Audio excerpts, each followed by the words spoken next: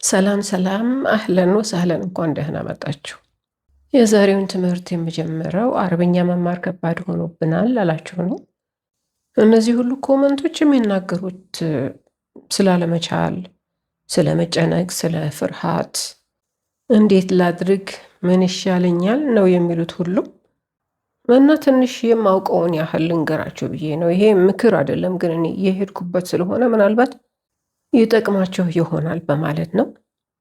ይኸውላችሁ በቀን 10 እና 20 ቃላትን ለመያዝ አትድከሙ። በአንድ ቀን ውስጥ አንድ ቃል ብቻ ያዙ። አንድ ቃል ዛሬ የምትይዙት አንድ ቃል ከዓመት በኋላ 365 ቃላት ይሆናል።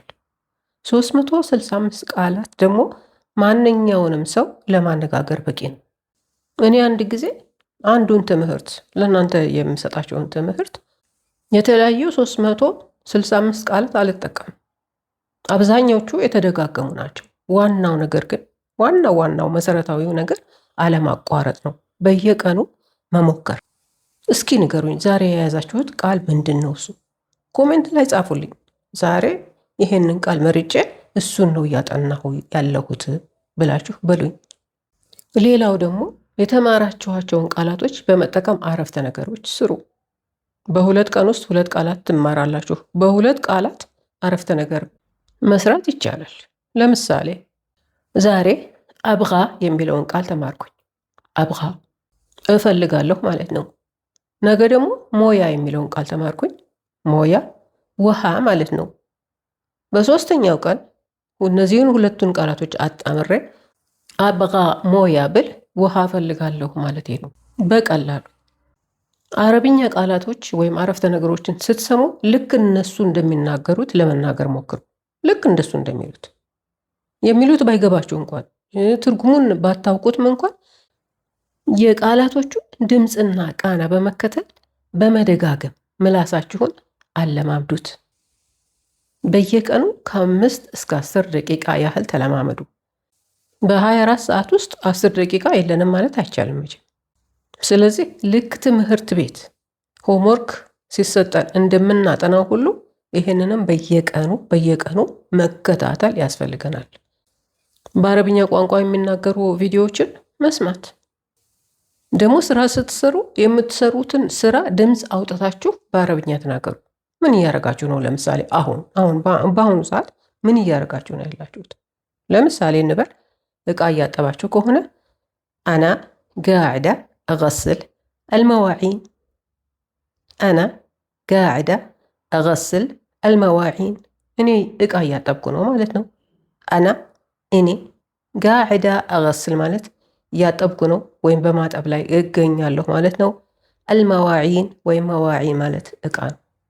ድምፅ አውጥታችሁ የምትሰሩትን ስራ በአረብኛ ተናገሩ። ሌላው ደግሞ አካባቢያችሁ ያሉ ነገሮችን በስማቸው ጥሯቸው። ምንድን ነው አጠገብ ያለው? አሁን እኔ ፊት ለፊቴ ምን አለ? ድስት ነው፣ ጣንጀራ ይባላል። አልጋ ነው፣ ሰሪር ይባላል። ወንበር ነው፣ ኩርሲ ይባላል። በዚህ አይነት የምናያቸውን ነገሮች ከቃላቶቹ ጋር በማጣመር ጭንቅላታችንን ማለማመድ እንችላለን። ቋንቋው የማይገባችሁ ፍርሃት ስላለባችሁ ነው። እሳሳት ይሆን ምን ይሉኛል የሚለው ነገር በጣም ነው ወደ ኋላ የሚያስቀረው። ሳንሳሳት እንዴት እንማራለን? በምን አይነት ምንም ነገር ቢሆን እኮ ተሳስተን ነው የምንማረው። አስታውሱ፣ የመጀመሪያ እንጀራ ያሰፋችሁ ጊዜ ትዝ ይላችኋል ምን እንደሚመስል? ልብስ የምትሰፉ ካላችሁ ደግሞ መጀመሪያ የሰፋችሁት ልብስ ምን ይመስል ነበር? ትምህርት ቤት አስተማሪ ሲያስነሳን ያላወቅነው ጥያቄ አለ። ሁሉም ነገር ከስህተት ነው የሚጀምረው። ዛሬ እኛ ብድግ ብለን እንሄዳለን እንጂ ስንት ጊዜ እኮ ነው ገና መራመድ ስንጀምር እየተነሳን የፈረጥ ነው። ስንት ጊዜ ገና መናገር ስንጀምር ተንተባትበናል አይደል? ያን ሁሉ አልፈን ነው ዛሬ ቀልጠፍ ብለን የምንናገረውም የምንራመደውም ሁሉንም ነገር እያደረግን ያለነው ከተሳሳትን በኋላ ነው። አንድ አይደለም የተሳሳት ነው፣ በሺዎቹ በሚቆጠሩ ሁኔታ እየተሳሳት ነው ተምረን እዚህ ደረስ ነው። እስከ ሰራን ድረስ እንሳሳታለን። ከተሳሳትን ደግሞ እንማራለን። ዛሬ አንድ ነገር ነገ ደግሞ ሌላ ነገር ስንጨምርበት ሳይታወቀን ብዙ እርምጃ መሄድ እንችላለን። ከፈራን አንማርም፣ ከተጨነቅን አናድግም። መሳሳት መማር ነውና ተስፋ አትቁረጡ፣ በርቱ፣ አይዟችሁ። ሁሌም እኮ ባላጸዳው ቢሆን ኖሮ እሺ፣ ግን እኔ ሁሌም ነው የማጸዳው። ለዚህም አብረሽ ጻፊልኝ። ፍቅር ሰላም ፍቅር ሁልጊዜ አጸዳለሁ። የሚጸዳው ምንነቱ ነው ታዲያ? አሁን የማጸዳው ለሚለው ጻፊልኝ። ይቅርታ ከይቅርታ ጋር በቶሎ። ይሄ ሁለቱም ከአንድ ሰው የተላከ ጥያቄ ነው። አና አነظፎ ዳይም፣ አና አነظፎ ዳይም፣ እኔ ሁል ጊዜ አጸዳዋለሁ ማለት ነው። አና እኔ፣ አነظፎ ማለት አጸዳዋለሁ ማለት ነው። ዳይም ወይም ዳይመን ማለት ደግሞ ሁል ጊዜ ማለት ነው። توني مخلصة تنظيف، وش اللي يحتاج تنظيف زيادة؟ توني مخلصة تنظيف، وش اللي يحتاج تنظيف زيادة؟ አሁን ነው አጽድቼ የጨረስኩት። ሌላ ምን መጸዳት ያለበት ነገር አለ ማለት ነው። ይሄ ተውኒ ማለት አሁኑኑ ማለት ነው። መኸለሳ ጨረስኩ፣ ተንظيፍ ማጽዳት፣ ወሽ ወይንም ኤሽ ማለት ምን ማለት ነው።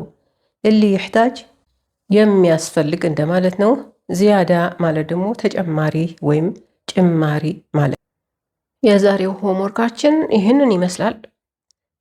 አነظፎ ዳይም دائما، تنظيف وش ويم إيش، زيادة، أنا أبغى موية، قاعدة أغسل، المواعين، طنجرة، سرير، كرسي። የዛሬ ሆምወርካችን ይሄው ነው። ጥያቄዎቻችሁን ላኩ፣ በተቻለኝ መጠን መልስላችኋለሁ። ከመሄዴ በፊት ግን ሰብስክራይብ ማድረግ እንዳትረሱ፣ ላይክና ሼርም ማድረግ እንዳትረሱ። ማዕሰላማ፣ ደህና ሁኑ። እወዳችኋለሁ።